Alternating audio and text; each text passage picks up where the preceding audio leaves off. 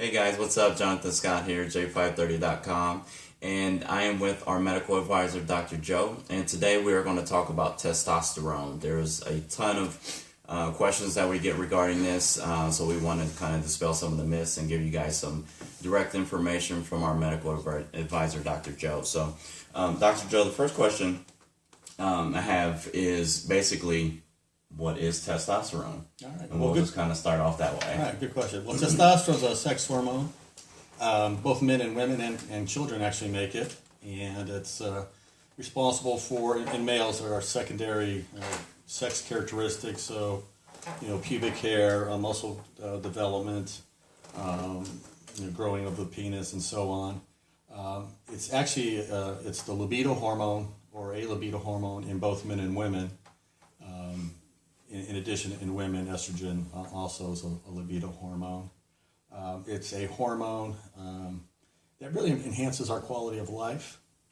It's a hormone that will decline in both men and women as we reach our 30s. And it can decline, at least in men, 0.5% to 2% a year. And at some point you get to a critical decline where you start having various symptoms. Okay. Like, what are some of the symptoms? So is it like...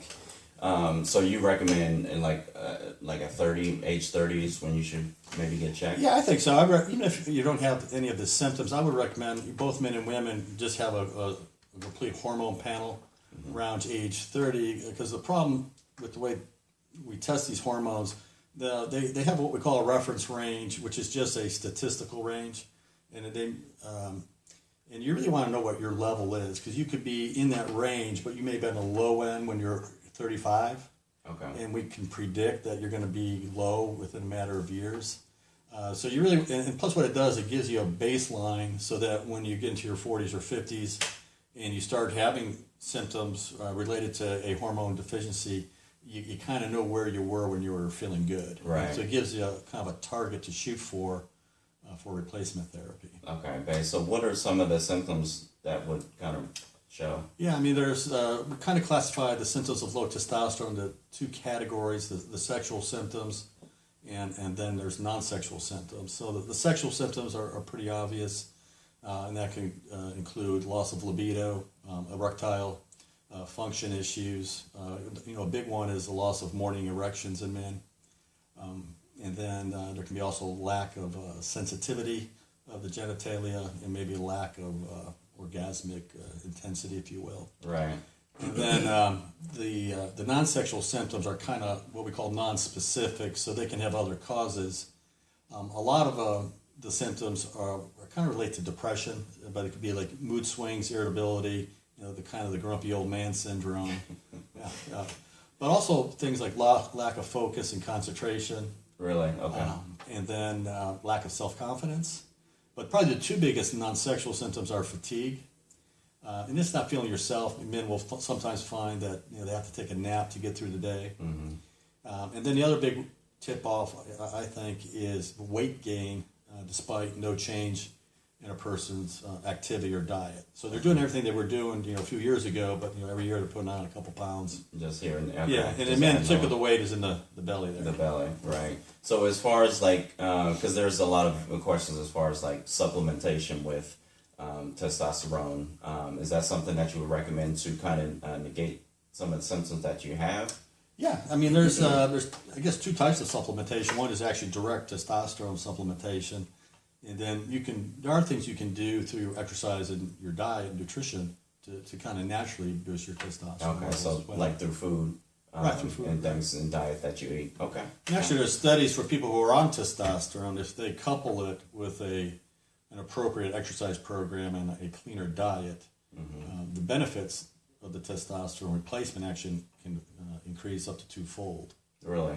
Yeah. So you're going to get a better result, and if you do the replacement and plus change your diet and your exercise. Right. Yeah, it should be good to go. Now, if you do have that, and I know this is kind of a case-by-case situation when you're going through treatment, but are there recommended times you should have your testosterone checked, or just do it at 30 and then wait and see if you have symptoms? Yeah, I would get a baseline somewhere between age 30 and 35, and then you typically some men in their 20s even But most men that I see, they start developing symptoms sometime in their 40s. Okay. So, I think if you have any of those symptoms that we just listed, I think it's advisable to have your levels checked. Right.